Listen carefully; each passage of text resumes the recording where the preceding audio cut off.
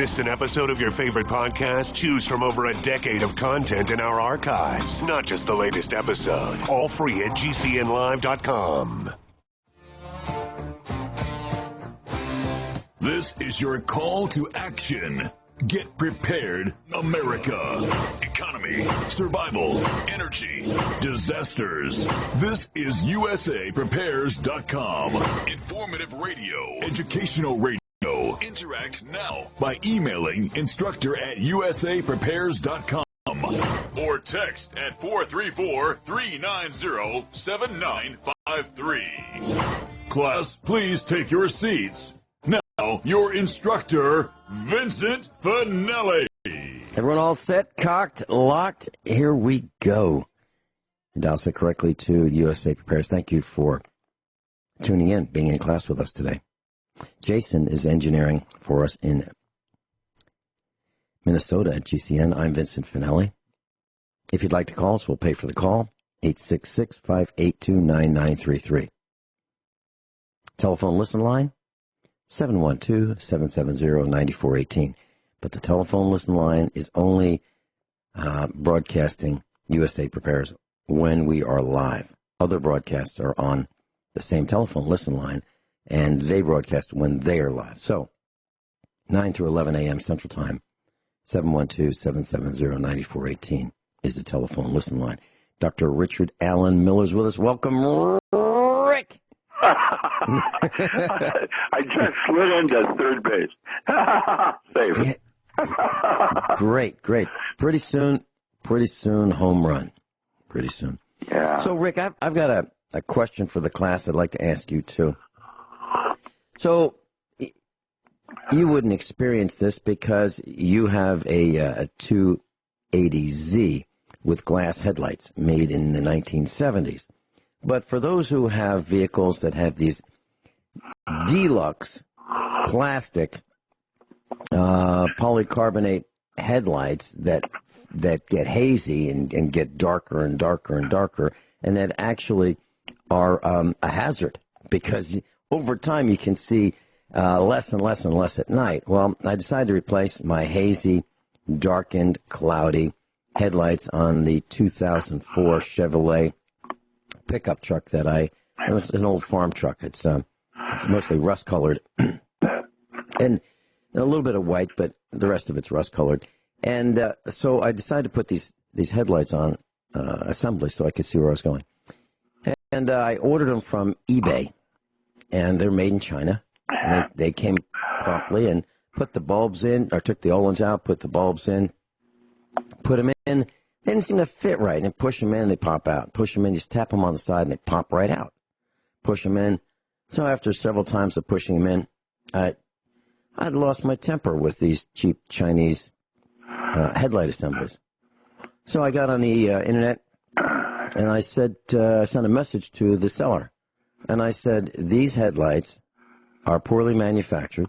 They were not finished properly. And the clips, the plastic clips that hold them in place so that you can easily remove them for servicing, are not properly finished. So they pop out. What would you like to do? That's what I did. And then the guy sends back an email, says, or a message saying, I need to make and model and all this information about your vehicle to make sure they're the right ones. I said, they are the right ones. They are, according to your listing, 2004 Chevrolet Silverado 1500 work truck, V6. And then he says, what do you want to do? And I said, well, how about compromise on the cost? And that's what I said. What would you do? Because here's what I said to him. I said, I can fix this. I can glue them permanently in place and they won't come out unless I break them. That's one option. Rick, what would you do with these cheap Chi-Com, poor fitting first thing I would products? do, it's called Medic One Unit, and yes. For you. And, because we talked about this last week, page 2. I thank you for telling me what's wrong with my eyes. I tried to figure out why I was getting dimmer and dimmer, but couldn't figure it all out. It's China, huh? It is China. It is. They sell. China is in everything. And, It is. That's the problem with everything. There is no such thing as trade deficit anymore. It's not even about that. In fact, now I'm doing farm plans again, which I love to do, helping new couples that want to go into agriculture for the first time, and they don't know what to do, and they don't know what to grow.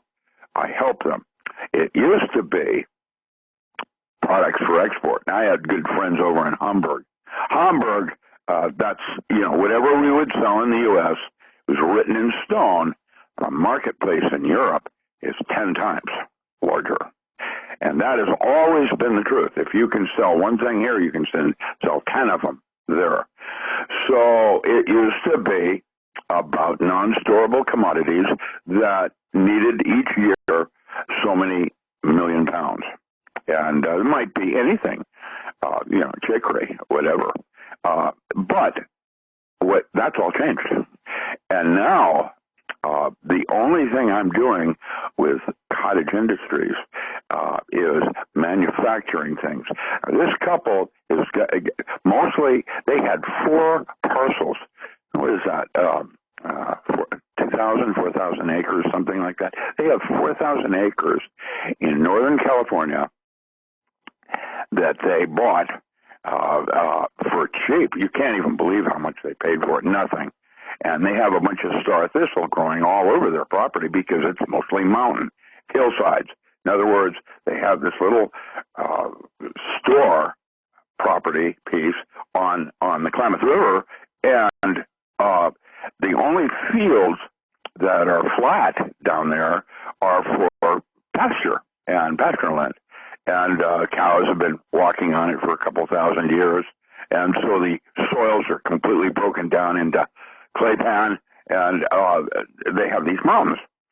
And so what they're going to do is they put a greenhouse in a little tiny piece they have right now, and they're going to grow a shitload of baby's breath and throw it all over the mountain, dropping seed here and there like straw flour. And what we're going to do is take this one hill and we're going to terrace it into 7 things, something like out of China, and have a color for each different flower coming down the hill, so that it's a destination resort that their father and the previous owner had put water and power all through the whole mountain area. The idea that people were going to buy small cabins and live in the mountains, and but that never happened. And so they're going to grow dried flowers. Baby's breath is used in everybody's funeral. So they're going to be able to sell baby's breath, and it grows better in that environment than star thistle. And we have lost our way in thinking about what to do when we have a resource in front of us. And everybody's resource is different. And many of you, including you, don't know what to do, so you put cows on it. And cows don't do anything except break the soil down, which any topsoil thing that you might have had is gone. And the cattle meat is not really our best food anymore because of obesity and the way we slaughter and other kinds of things are surrounding the production of meat. And I'm looking at right now, I just got something from Joey on Food Wars. I think it's from Joey. I'm not sure. I have a couple of lead scouts, and every day they send me things, and I try to stay abreast of what all my different lead scouts send me. And I'm realizing that what we're doing is depending on China for everything in our technology. And that's where your 5G is coming from. That's where all that creepy stuff is coming from. It's not coming from the United States. And it's convenience, cell phones, and ways of living. And I've just hit the brakes for myself what was that movie I was watching last night? I forget what movie it was, but it was something about, I'm going to put on my gravestone that I never used a cell phone. I feel that strongly about some of the newer technologies that are coming out of Asia. And I wondered why we're going in this direction when, in fact, my great-grandparents did just fine in Washington State growing apples. Now, it's cold storage. That was why apples were so cool in Washington, was that it got real cold, and we had cold storage, which means we could grow really cool apples and store them for a long time, Charlie. And today, we have forgotten about those value systems, have embraced thumb wrestling. I was texting. I would never dream of trying to write a letter or anything with my thumb. What's happening to America? Well, we are changing. And several days ago, I was involved in an accident, and I couldn't believe it. I didn't cause the accident. They said it was my fault because I was coming out of Walmart. Oh, God. Ah! I just spilled my coffee on my lap. What does that mean? It means that it's a darn good thing that we don't have video streaming. No, really, man. I was sitting there drinking my coffee, and I fell off the arm into my lap. I have to make a new cup of coffee. I can't go without my coffee. That's how bad it is. It isn't that I messed up. It's that, oh, my gosh, my coffee's gone. That's what I'm trying to say. We've lost our way in technology, and we need to regroup and take it back again. And there's only one way to do that, and doing it the way each of us individually might do, not as a group, but as individuals. And some of us like to use solar, and some of us like to use wood heat. Mm-hmm. And it's over here, we use that's both. What Europe's doing.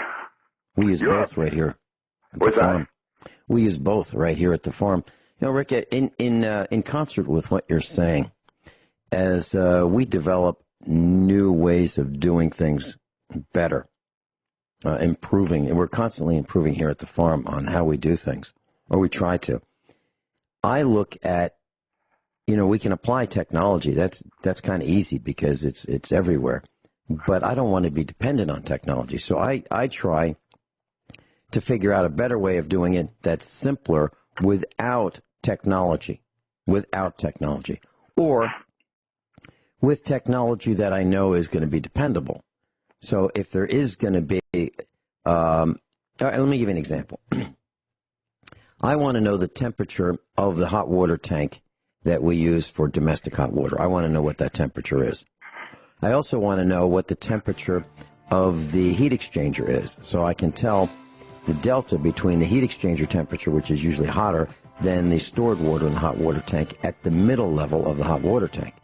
Now, I could put a wireless sender on the hot water tank and a wireless receiver, and I could put that in the kitchen, and I could look at it whenever I wanted. That's the easy way. But I don't want to do that.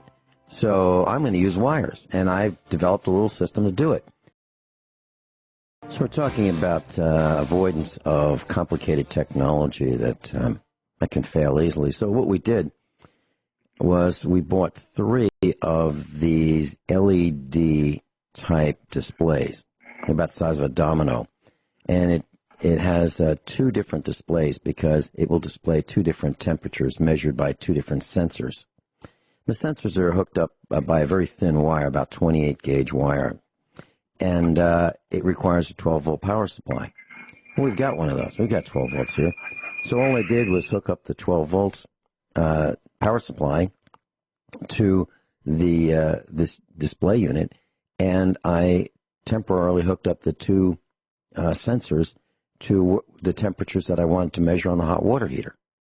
And it works perfectly. So the next thing I'm going to do is extend those sensor wires and put the display in the kitchen. Then I'm going to do the same thing for the hot water heater outside because I already ran the wire when I installed the hot water heater. It's underground wire, and I knew I'd need it. I just didn't know when.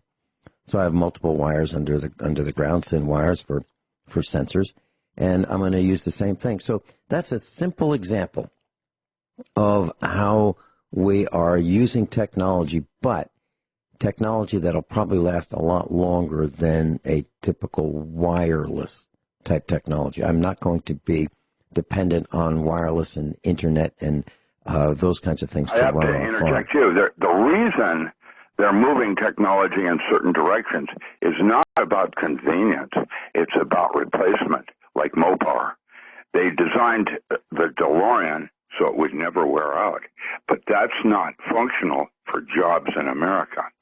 It's better to have the car break down and then have a whole nother infrastructure of mechanics to fix it. And they have gotten so sophisticated that one mechanic can do one kind of fix, but is not into wiring and requires a whole different concept of a different person. In other words, my 280Z, when I have to go fix it, goes one place or it goes another, because mechanics have now gotten so sophisticated that electronics just in the vehicle itself require a specialist. And that's the same thing in medicine. It's the same thing in almost every area of our life, is that we require, in other words, one size does not fit all. Everybody's different, everything's different, and you have to go here for this and go there for that, just like you do groceries. A one-ton truck showed up here. It was a Dodge, and it was towed here because it wouldn't run. It just stalled on the road, and it wouldn't run at all, wouldn't start. And so we diagnosed this thing. Actually, what we did was, the diagnosis was we were able to eliminate everything except for one part, which we could not diagnose, and that was the computer. So we diagnosed that it's not the fuel system, it's not the electrical system, it's not the wiring, it's not the fuel injection, it's not the fuel pump, it's not the cam timing, the valves. It was none of those things. It was, we were able to diagnose it as the computer, but we could not fix the computer because you need a Dodge computer to program the replacement computer to the vehicle identification number of that specific vehicle. So that's a Dodge-only fix. And all we could do after hours of diagnosis was diagnose that we can't fix it because it's a computer problem. What was that television that used to be like that every single television was slightly different in terms of using electrical circuits? I forget. There was a special television that required an individual that knew how to read electronics to change the resistance here and the capacitance there. There was a special television that was like that. I forgot, not Heathkit, but, it was like that. It was...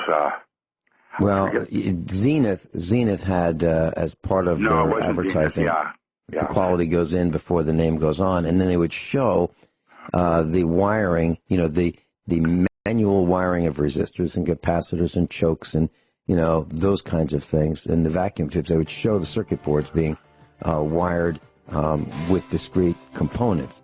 But are you talking about that TV that was guaranteed for life? There was a special, it had a name, it had a special kind of name, not Heathkit, but it was like that, it was, each individual television was wired differently because it had different parts in it predicated on the sloppiness of their limitations. Dr. Richard Allen Miller's with us. Rick, are you talking about Curtis Mathis? Yes, I was. Now we got it. We had Bongo. I looked it up, and guess what? There were, here it is, 400. Oh, no, wait a minute. Let's go back and be precise. There are 485 different older forms of televisions manufactured all over the world. I remember the first one when I watched Howdy Doody on a green and white. It didn't have black and white. it was green and white, watching Howdy Doody in I think it was 56. First television. Hey kids, what time is it? And it was a green. It was a small screen, like an oscilloscope, and it was round. Yeah, and it was more round than rectangular. Right. Mm-hmm. And the Curtis Mathis, that's the one I was thinking of. Curtis Mathis. Yes. I knew you'd come up with it even like I did. Nice going. So I'm not worried about you anymore. I'm not sure if this was their slogan or not, but it's something like the most expensive TV you can buy, comma, and darn well worth it. Yeah, it's something like that. Yeah. Right. Yeah. That's and because the guy would they had a life. Yeah, he'd go in with an oscilloscope and replace parts in it that had gone bad. As other things changed, he would have to redesign it so that it wouldn't break down again. Mm-hmm. Yeah, and that was the era of furniture for televisions, and you would have it was referred to as a console television, and typically it would be the centerpiece of a living room or a large, a larger room in the house. The family would all sit around it for 1 hour watching The Price is Right or something weird, in the evening. Yeah, and or Lawrence of Welk, as I used to refer to him. Where did that lifestyle go? Well, that was one of the things I was thinking about last night. I wanted to talk to you about. So it used to be when we were growing up, Rick, that we would anxiously await that one program that we just loved to watch. Whatever it was on once a week. And it was on at a predetermined time. It was the same time every week. And if you wanted to watch it, you could, but you better be there for it because when it started, and when it was over, and you couldn't say, well, no, let's just start it again. Reruns or, seeing it again on Netflix. Right. And it was not individually tailored to whenever you darn well felt like watching it. You watched it on their schedule, meaning the broadcaster's schedule, okay, rather than, well, I don't feel like doing that. I want to relax for 3 or 4 minutes, and then we'll start it a little later. No, you had to watch it when it was on. And we compare that to today. And today, they get annoyed when when their Netflix feed is down or when their internet is down and they can't watch what they want when they want to watch it. So when we were growing up, we had to be patient, and we learned about patience. We couldn't have what we wanted just because we wanted it when we wanted it. Immediate gratification. Correct. So today we have a bunch of whiners because they don't understand that you can't always get what you want when you want it, and you shouldn't. You shouldn't be able to get everything you want. A Rolling Stone song? Yes, it is. Going down the Mekong Delta. You can't get no. Okay, well, that's a then and this is now. And Japan used to be our competitor. Now it's China. Japan used to be the one that could always do it cheaper. That's what they did with cars. When Detroit came out, Honda entered the scene. Well, Mr. Honda came to the United States, and he bought one of each kind of carburetor.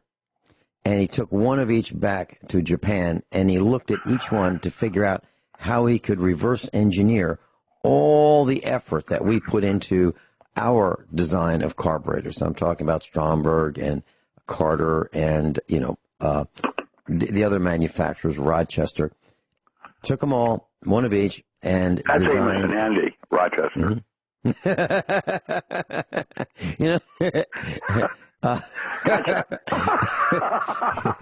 Amos and Andy. Well, I'll tell you what. Listen, man, everybody has forgotten, and most people don't even know who they are. That's how they're two white guys. Amos and Andy. I've got to say, I'm watching how China is slowly taking over everything. I'm thinking, Rick, we're going to get thrown off the air for just mentioning Amos and Andy. You know, and that's okay. That's okay. If we get thrown off the air for mentioning Amos and Andy, that's all right. I mean, I can use the extra time on the farm. But class, Amos and Andy were two white guys, and they impersonated a black dialect of the time, and they were quite famous on radio. People would stop and listen to the Amos and Andy radio show. And I have probably a collection of all of their radio shows on tape. And wow. And I'll tell you, it is really, really funny. But you're not allowed to laugh at it anymore because it's not supposedly politically correct. It's not politically correct. And then for a few years, the Amos and Andy radio show was broadcast on television until it was determined that that wasn't proper either, and so they took that off. So if you want to listen, it's like Saturday Night Live has continued to have legs, and it's different today than when John Belushi and Dan Aykroyd and those people, Rosanna Dana, never mind, came on. But Fridays out of Chicago was before drugs were a no-no for making fun. And I remember when Martin Short was a pharmacist taking his own pills. I can handle it. I can handle it. And then two midgets would walk in the door. Oh, no. And then he pops some more pills. Do you remember how political correctness has changed everything? And yet, now the F word is part of the American dictionary. It's not part of mine, and it's not part of USA Prepares. And Rick, I'm glad you mentioned this, and I mentioned this on the air yesterday. Here's what I have seen, and it bothers me. Sometimes little things bother me. I have been a guest. Yeah. I've been a guest co-host on other radio broadcasts, not on GCN. And I have noticed that when we get calls on GCN right here on USA Prepares, anyone who calls in, and I don't want to call them callers, but I will for this particular description so we can stay consistent with what I'm saying. The callers are polite. They have figured out what they want to say. I believe they've taken a couple notes or taken a piece of paper and written down some bullet points prior to the call. When the calls come in, I can see on a call screen all the telephone lines that go to Studio 3 at GCN. We broadcast out of Studio 3. There are 6 studios. I can see when the call starts ringing, and the callers will let it ring and ring and ring and ring until it's answered. Sometimes it's answered quickly. Sometimes it may take 3 minutes, and they still let it ring. Then I can see the line for that, the line on my screen for that particular telephone line. We'll call it line number 1, for example. It'll go from yellow when it's ringing to green when it's been put, when it's answered, and then I can see that it's been on hold. And there's a timer that tells me how long the caller's been ringing and how long the caller's been on hold. And then once it's answered, the engineer will say, "Hi, this is USA Prepares. May I have your first name and where you're calling from, the state, and what you'd like to talk about?" And so I'll see Tom in Texas, and he wants to talk about geoengineering. Okay, so I can see that. So I can see how long the caller has been on hold. Wanting to say what he has to say or ask what he wants to ask, yeah. Right. Now, hold that thought, and then let's move to when I'm on another network or I'm co-hosting on another network. And so I'm like the guest / alleged expert in preparedness. And so the calls come in, the callers will talk on top of me. They'll talk over me. They don't let up. They are not as polite as they are when they call into USA Prepares. I've noticed that. So I'm connecting more that. belligerent belligerent, maybe they want to argue, or they want to take center stage. Yeah. Take center stage. I don't have a problem with any of those things. It's I do. There's protocol of being polite, even when you're driving in traffic, and that's gone now. That's it. We're tying it all together. We're connecting the dots. So it is. There's a protocol that has never really been announced here on USA Prepares. Just as there's a protocol which is hardly ever discussed when I bring a new instructor on. It's not discussed how it all operates. We expect that those who come on the air with us are ladies and gentlemen. They behave as such, and they do. However, on other broadcasts, I've had people use profanity, and I've had to bring them up short. And they'll say to me, well, other hosts on this network allow it. And I'll go, I'm not the other host. I don't allow it. And if you want to call back, you will have to refrain from using profanity. That's how I see it.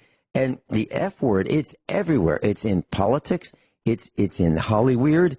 It's everywhere. It's almost as if people cannot describe what they're trying to describe without profanity. And I have to tell you, when someone starts using profanity, I discount their argument by a great percentage. Whatever I thought they might, whatever the intelligence I thought they might have had, it gets discounted in my book when they use profanity. That's how I see it, because it's not necessary. You know, if you look at Gwyneth Paltrow, and you look at her, and she has these vagina-scented candles. And there's an article about how they came up with these vagina-scented candles. And she's using the F word to describe it. Now, why would anybody be interested in buying anything from her? She is racing to the bottom with these products. And I want to mention that too. So she is sold out of these candles. Now, what does that mean? And that is back to doublespeak. So you go to her website and you want to buy these, this smells like my vagina candles. Or this is what my vagina smells like, candles. Gwyneth Paltrow. Sold out. Now, did they actually ever have any? Or was just a marketing ploy to see if they could sell them? And they never had any. So they sold out before they sold the first one. What was it? You know, Rick and I aren't the only ones who thought Amos and Andy was humorous. It aired first on the radio in 1928, until 1960. It had a long, long run, 32 years. And the TV series, now that was with two white guys. The TV series used black actors, and that ran from 1951 to 1953. So if you want to hear some of it, you can go to YouTube, and I suggest you start with the radio version. Now, this was humor that involved blacks, but there's other, and it wasn't like the only humor that involved race. There were plenty. Gracie Allen, Burns and Allen, and there were other programs Gleason. And brought, and there was plenty. Before Johnny Carson what was his Jack Parr, and before Jack Parr was, what was that guy's name? Before Jack Parr was, he was also a comedian. He was the one that started it all. I can't. You don't mean Steve Allen? No, Steve Allen was there. No, this one is before Jack Parr. I can't think of his name now. I can't. Ernie Kovacs. Ernie Kovacs. Mm-hmm. So those were the days when humor was humor without using profanity. So now you take the humor out, and what you're left with profanity. And everybody thinks that's funny. I don't. Well, it's profanity can have many faces, and profanity is with intent and discrimination. And one of the reasons that Iraq and Iran and were, down on them, or at least why I am, is the way they treat women. And it isn't about ideologies and who Jesus Christ is or is not over Muhammad. In fact, Muslims are more devoted than Christians in their practice, which means, from my point of view, they're more spiritual ultimately because they're practicing what they preach. The problem is ideology of extremism and appropriateness, and the idea that everybody has the right to choose. It isn't you're going to go to hell. And that could be seen as swearing. Mm-hmm. Say it's well, I don't all think there's metaphor and intent. And that part is a very fine line of gray between this and that. And that's the same thing in a lot of things now. For example, addiction and using an altered state as a tool in a toolbox. I'm starting to make inner discoveries of who I am and what I am to the world, and it's now important that people understand these distinctions because this is where the evolution of consciousness occurs. And it's different for each person. We've talked about Stephen Hawking's he's got some, I guess they're books on time. A Brief History of Time, I believe it's called. I could be wrong about that. No, you're right. It is, yes. Mm-hmm. And I've gotten on the tractor where I'm going to be out in the field all day long, baling hay. So I'll put one headphone in, just one. I need to be able to hear the machinery, so I don't put two headphones, in just one. And I'll listen to The Brief History of Time, or I'll play it through the speakers. That's my preference as I go round and round in circles. And it's about 6 hours. And I suggest you consider listening to the audio if you have time, or read the book. But the audio is excellent. A Brief History of Time by Stephen Hawking. And I still don't know what it's about. I mean, I've listened to it multiple times. Yes, I wasn't able to pay full attention because I was turning the steering wheel and looking at the ground and, looking at the baler and listening to other sounds. But multiple times I've listened to it, and I still do not understand what time is. It seems like it's moving. It seems like it's still. It seems like it's a concept. It seems like it's fixed. I can't tell. What do we know what time is, Rick? Do we know? No. That's what I thought. Because I can't figure it out.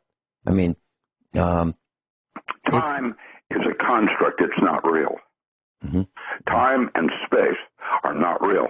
That's why we have flat earthers, and they're just as correct as the people that believe in roundness.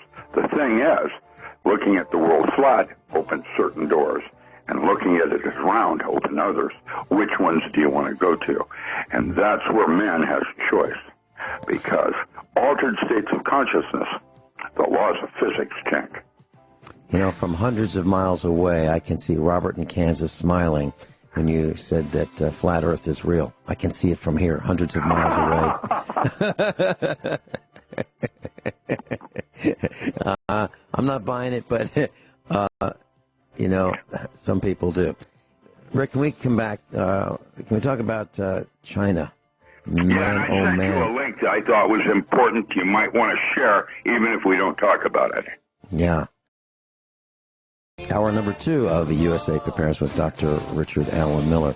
If you'd like to go to his website, richardallenmiller.com, richardalanmiller.com, his new edition of the ESP book is available right there on the website. I have mine, and I suggest you consider it. And he will personalize it, and it will be numbered. So please consider that, class. Rick, 17 people have died at least from the coronavirus, more than 600 cases. It is mutating. It is actually, the latest figure is 471 confirmed cases in China alone, 4 in Thailand, 2 in Hong Kong, and we've got it in the United States, South Korea, and Taiwan as well, and Japan as well. What are your thoughts about this? It seems very unsettling. It's another scare tactic, just like when Alex Jones went on as his real self, his real name, and started talking about how the whole thing about impeachment is a setup. It's not about even politics anymore. It's about the way the secret state is going to take over America. Watch what happens next in the Senate, and then you'll get the big understanding. You know, one person, a friend of mine, posted the amount of money the Democrats have spent already to try to impeach Trump was enough money to feed 1,000 vets that are homeless. Now, I've had enough. And while Trump is not a very good president, who has been in our history? Maybe Harry Truman may have been the last true statesman other than Jimmy Carter, deplorable, because I didn't vote for Trump. I voted against Clinton. Look what she's doing this morning regarding Bernie Sanders.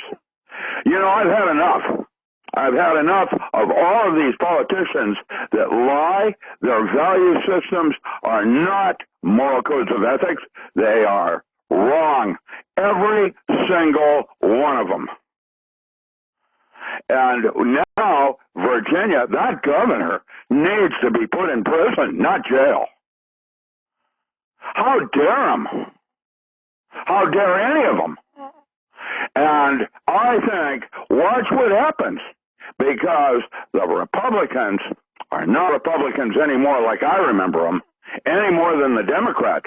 What we have now is nationalism versus globalism, and within each, you can't tell who's what, because they're all lying, have agendas that are not representing the people and what we want. Now, that's me. I'm sorry. I'm not going to move to another country, but like in Oregon, they tried to mess with me. They are messing with me. Oh, and there's nothing. I watched a judge break the law in court. I watched a police officer in a different case lie to the judge, and the judge went with him because the police officer is a police officer. I've watched the crime that I'm seeing now is beyond acceptability anymore. And the way people are driving and treating each other. And I was in an accident 2 days ago, and it's my fault. And I didn't do anything wrong. I got hit by another car, and I wasn't moving. When he started honking, I stopped. Didn't even do a scratch on it hit my rear bumper. Not even my truck. Hit my rear bumper. You can't even see the scratch where it did it, and it totaled his car. And it's like totaled his car, and you can't even see the scratch on mine, and it's my fault. Why? Because the guy started honking his horn over 1,000 yards away. And when he started honking his horn, I stopped. I was not moving. And he presumed I was going to get out of his way and he could get away with it. And he hit me. And it's my fault. And the police officer actually put down the wrong location where it happened, which means I can go to court and change it and get it thrown out of court because she made an error also, but I'm not going to do either. I'm just going to be low profile, pay the fine, and move on. Why? I don't even want attention. It's wrong out there. And when you become a target, like I have become in my own hometown, you can watch the way they treat me when I go to apply for a job to teach a course at a community college, where I have letters of recommendation that in one single course I taught out there turned Grants Pass, Oregon into an all-American city, and yet this president didn't even say thank you for coming in to make the presentation. I've had enough. They don't deserve me. I don't care to play with them. I'm done. Okay, so I agree with you.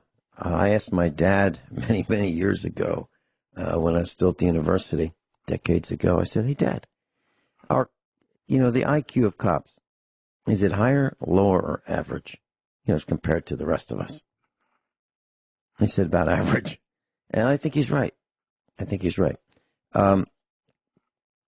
So when we think about great inventions, one of the things that comes to my mind is the sewing machine, the treadle-powered sewing machine of 1900, where you'd put one foot in front of the other. You'd sit at this, almost like furniture, and there's a metal set of upright legs, if you will, with a treadle, and you'd push with the front of your foot, and you'd push with the back of your foot, and you'd rock this treadle, and it would turn a mechanism that would turn the sewing machine. And the complexity inside the sewing machine, the mechanical sewing machine, was incredible. Unbelievable complexity. And these were made without computers, they were made with a drafting table and a ruler and pencils, and people who made the machines to make the machines to make the machines. Absolutely incredibly complex. And you look at today, and what do we have that is anywhere near the innovation of a mechanical treadle sewing machine? We have one in our living room. It still works just fine. It's over 100 years old, right? Well, we have lost our ability to make these kinds of machines. What's another complex machine? Well, that would be a reel-to-reel tape recorder. That's incredibly complex. Even more complex would be a cassette tape recorder, whether it be a portable one or a one that you would use with a stereo system. Even more complex than that would be a VCR. That is incredibly complex. But today, the complexities that we seem to produce are all electronic. I don't see many really brilliant mechanical designs. I haven't seen one in a very long time. Rick, do you follow what I'm saying? We've lost our ability. Yes, I do, and you're absolutely correct, because it's not about that anymore. It's about marketing and the almighty dollar, which isn't almighty anymore, by the way. On my desk here, I have I've got a stereo receiver. It's a Panasonic brand, but their stereo or audiophile label would be Technics, Technics. It's a SA-80. Now, I use this because it's an AM and FM receiver. It's from the 1970s, which means it's getting close to 50 years old.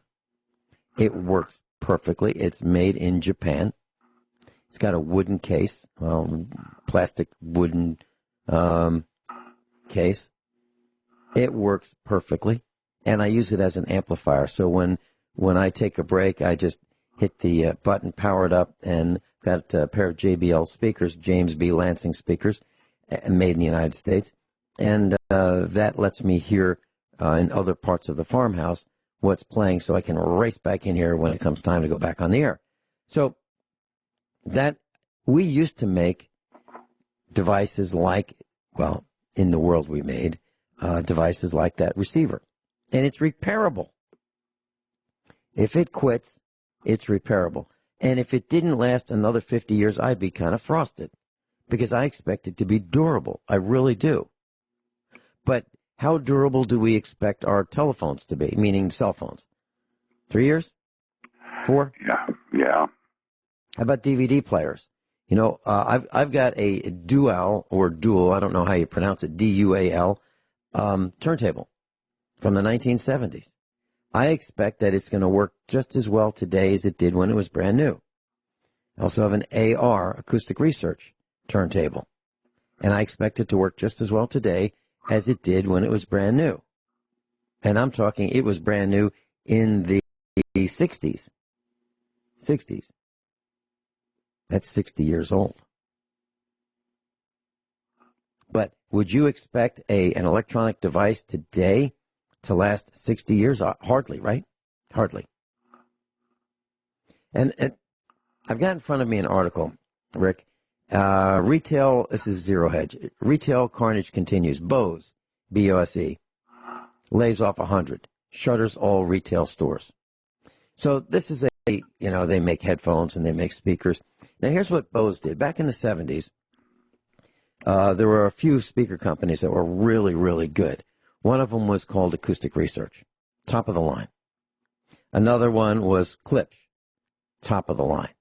Another one was James B. Lansing, top of the line. Another one was Altec Lansing, top of the line. And what they did was they took the mechanical devices. They took magnets, permanent magnets, electromagnets. They took cones. They tried different materials for the speaker cones. They tried different shapes of the speaker cones. And they tried to reproduce sound accurately, very accurately, through mechanical means. So James B. Lansing, Altec Lansing, Acoustic Research, even Dynaco, even KLH, they all did it the same way, the mechanical way. Different designs, but mechanical speakers, audio speakers. Well, Bose came out and they said, we can use these little 4-inch speakers, and we really don't need to work so hard on the mechanical aspects of accurate sound reproduction. We can do it electronically. We can just take speakers that are inaccurate, and we can shape the audio characteristics electronically. So we can take a cheap speaker and make it sound great. And they did. So that's the new way of doing it, electronically configuring. And that's what we do with the human voice. Do you think these singers would be able to sing on stage without electronically altering their voice?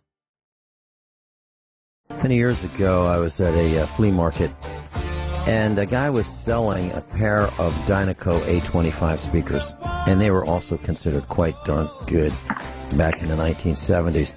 They were $20 a piece, so I bought them. I've got them in the kitchen right now. So they were made in the 70s, and I just looked on eBay. A pair of Dynaco speakers that I paid $20 a piece for, or $40 total, used, probably in the 80s, are now available with shipping from eBay, $440. Now, why are they so expensive, used, after being around for about 50 years? Why? Because the new ones are junky. That's why. That's how I see it. Rick, any comments about what I said about Bose electronically altering I'm the sound? going to just leave it right there. I'm burned out. Okay. You know what I'm saying? Yeah. So I'm sure you've heard Bose speakers and JBL speakers. And I have Clipshorn and I have AR4s. AR4s are really... require large volumes to turn them on that are not the new technology. I have Clipshorn, used to run it off my rectilinear amplifier and out of Seattle, and then I have AR4s. And the quality that I get out of those is beyond my hearing range.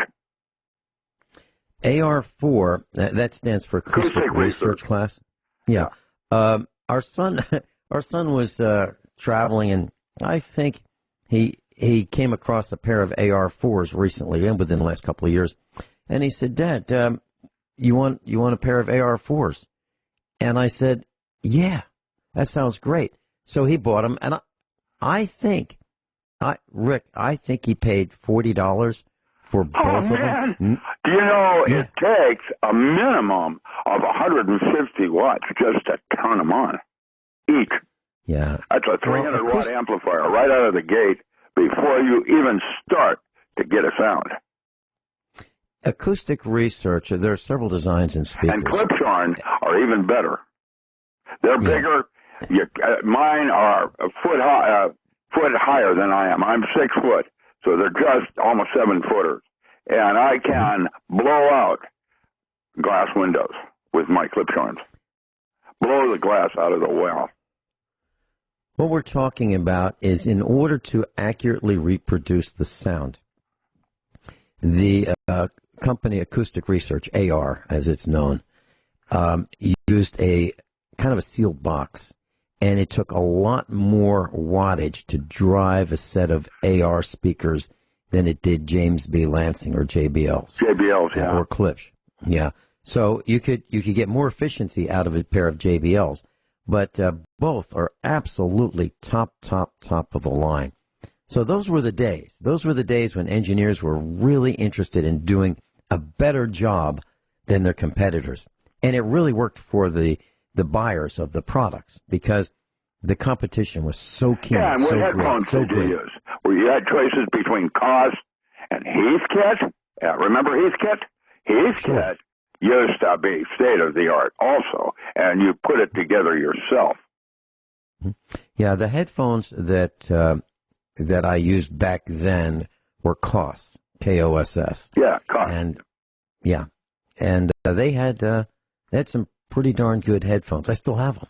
Of course you do, because they were made to last forever and be the best you could get out of technology. And today, what you have are earbuds. Yeah. Yeah, and now how is it possible that you can have an accurate sound come out of a driver that is maybe an eighth of an inch across? How is it possible? It's impossible. And that's why earphones or headphones are larger, because you need a bigger driver, meaning a bigger piece of material vibrating to get the lower frequencies. The bandwidth, yeah, that's what they call, what are those things that are in the center of your car? They're bazookas. Yeah, I don't have any bazookas. I have a bazooka that in my 280Z with my JBLs.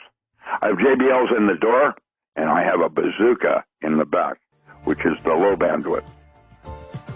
Yeah, I don't have that. I don't have any of that bumpy roads. Yeah, but then I also can rattle other people's windows when I drive down the street. Yeah, that's what a 45 is for.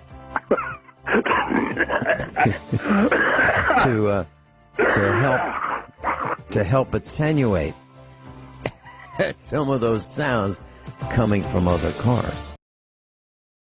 Rick, I don't know if you got yours yet, but I've got mine, and if you didn't get yours, I'll be glad to send you mine. It says American Red Cross on the return address. It says, need help writing a will? Your free guide is waiting. And then you can check off for your free guide request and response form. Many people like to leave a charity in their will because they care about causes that have been important in their lives. You can check box number 1. I already included the Red Cross in my will, trust, or other gift plan. Number 2, I would consider making a gift to the Red Cross through my will or another gift plan. Or 3, yes, please mail my free planning guide and workbook, and then you want your phone number and email address. So if you didn't get yours, Rick, I'll be glad to send you mine. I think it's a hooey. I don't think it's real. No, it's real. It's real. What they're saying is, yeah, sure. Yeah, I'll take it's a real. survival guide. I'm writing one for myself right now. No, this is not a survival guide anymore. How's that? This is not a survival guide. This is not a survival guide. This is after you don't survive. This is give the Red Cross what you've accomplished in your life. It is giving them your wherewithal that's remaining upon your death in your will. They want you to leave them your property, your money, whatever you got. That's what the Red Cross wants now. It might have been a good idea 20 years ago when Red Cross was different than what it is now. You know, I'm watching what's happening in South America where they are opening caches of Red Cross and other donations for countries that were in trouble that have been sitting in warehouses for more than 2 years. How's that work? Yeah. How's that work? Not too well. Before I'm going to take care of somebody down there through politics, I'm going to take care of my neighbor next door.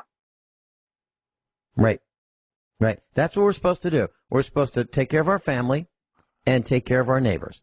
That's what we're supposed to do. We don't need to send money to be wasted, spent recklessly and carelessly by a corporation. And by the way, look at that woman that is being charged with fraud right now.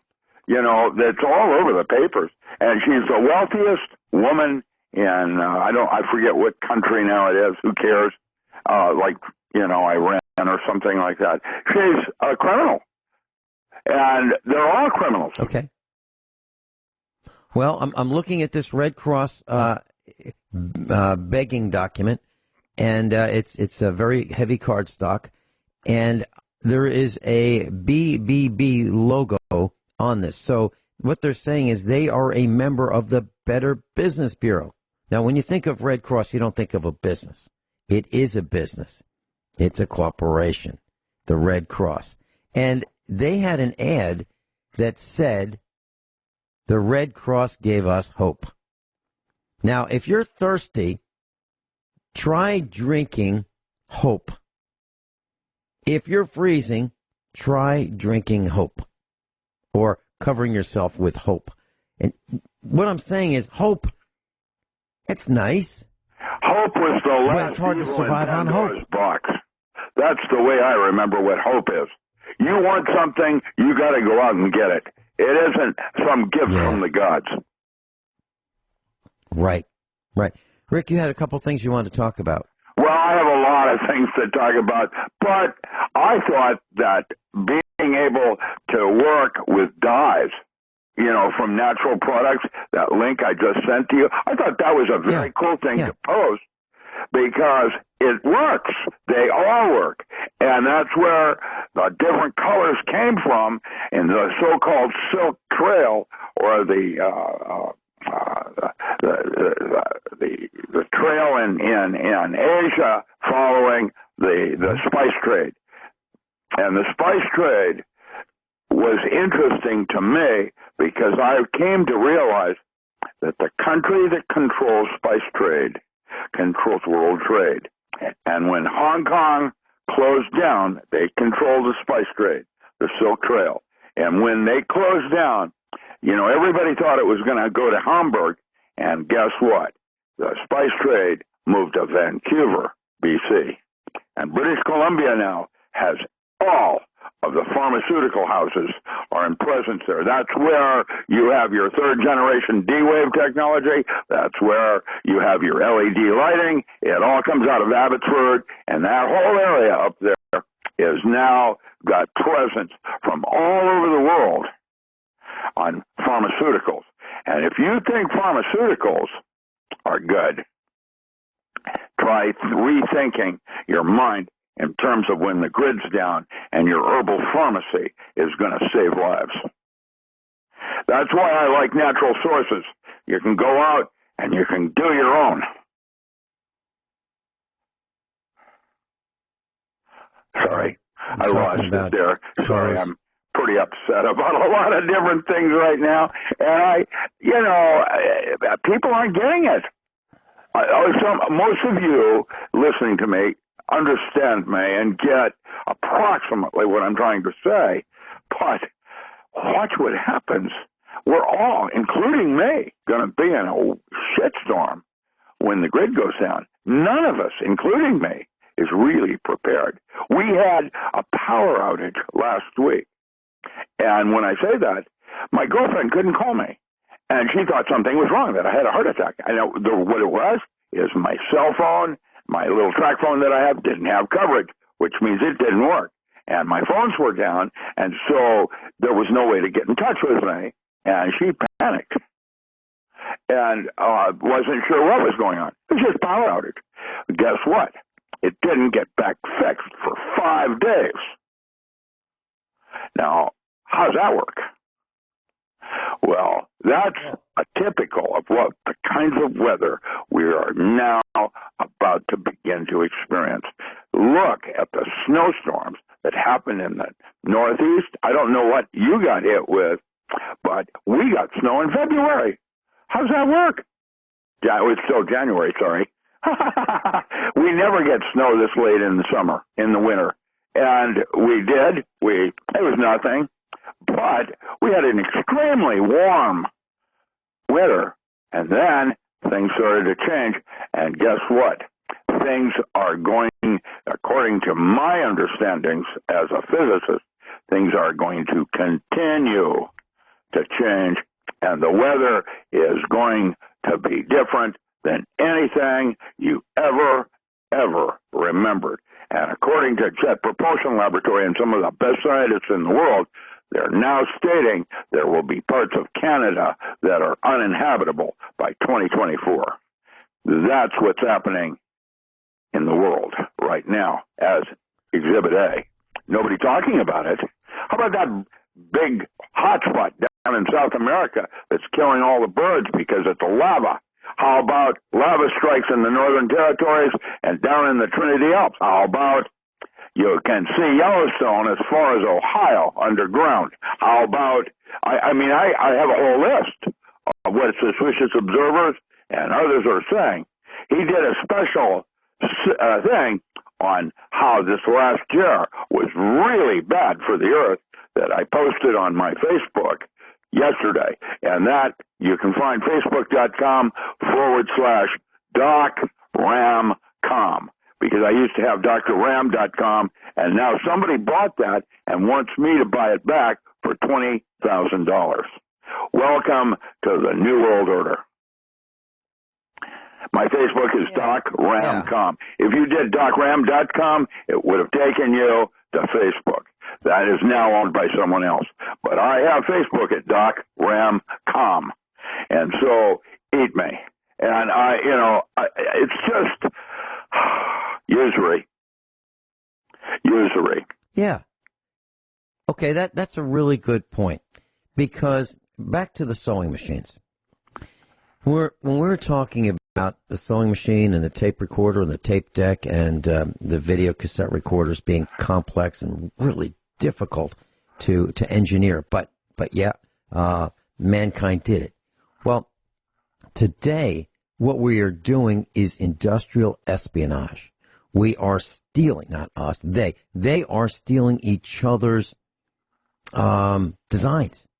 We're not coming up with intellectual property. That's what happened to me and why I was financially taken out. I'm destitute right now because of what Amazon and eBay and Lightning Source with Ingram did to me. And they did it with no compunction at all. They just did it. Why did it not happen to everyone? It will. Watch shortly. Nobody reads anymore anyway, according to them. I'm looking at a satellite communications receiver right here in the studio that our company, there are three of us, we built it. And the two other guys are USA Prepares instructors in the 1980s. And we built it, and our company was broken into. We were leasing some space in the loft of a building in Silicon Valley, California. And the alarm went off, and the owner of the company said, darn thing, it's always going off. I don't worry about it, because the police called him. And so the next day we came in, and everything was in place, but our engineering drawings, our paper and pen drawings, the drawing cabinet was opened, and a copier was used. And so somebody copied our drawings. And at the next big satellite communications convention, there was an exact copy of the most sophisticated satellite receiver in the world at that time, which was ours. It was called the TX4000. And that company promoted that they could sell it at half of our cost. And you'd take delivery in 6 weeks. And our sales went to zero. Because people would say, I'll wait 6 weeks and get it at half price. But the guy who copied it didn't have a working model. He had the box, and he had LEDs powered by batteries in the box, so it looked like it worked. And we almost got arrested because Andy Gibbs, one of my business partners, jumped the roped off area when he saw his mechanical design stolen. He jumped the fence, grabbed it, looked in it, and it was an empty box. So we saw it. And our design was literally feature for feature, spec for spec, stolen. Like my books, like everything else, But what you're doing when you do a bargain from somewhere else is that you're taking someone like me and making it so that I can no longer write further books. To this day, roughly 40 years later, almost 40 years later, that receiver has not been duplicated. The one that we built, the one that was the most sophisticated in the world, literally, has not been duplicated. And they put us out of business. I mean, we put everything we had, all of our reserves. Nobody took a salary when we were building this equipment. Nobody, for years. We put every penny we had into it. They stole our technology. They stole our designs. And the greedy customers bought the copy and never got them because they never worked. Never got the copies. And we went out of business. That's how it works. Stolen ideas, stolen technology. Now, it's interesting. So we've been talking about how really interesting designs and hard work have been stolen. And that's where it's at today. It's theft and in marketing. And you know what? There was a really good computer manufactured by Texas Instruments, 99/4. It was way better than the IBM computer. It was a 16-bit computer. And marketing is what made an inferior IBM PC take off. The Commodore 64, way better. But it was IBM's marketing that made it take off. And so back in the 80s, when our receiver, our satellite receiver, was stolen, the design was stolen, and we were put out of business, I came up with this saying: you can sell something you don't have. And that's what this guy did. This guy unveiled our receiver at the same time we unveiled our receiver at this large convention. Think of it as a small computer electronics show for satellite communications specifically. And his booth was, a couple aisles away from ours, and we saw it. It was an identical copy. So I came up with this line: you can sell something you don't have. And you can. You can sell things you don't have. You just can't install it. You can sell something you don't have, but you can't install it. And that's the truth of the matter.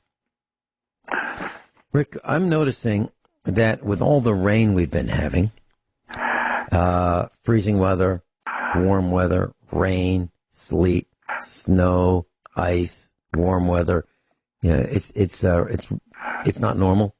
But I'm noticing that with all the water that's coming from the sky, plus whatever else, the additives to the water that's coming from the sky, that the smell of the water now smells like rotten eggs, iron sulfide.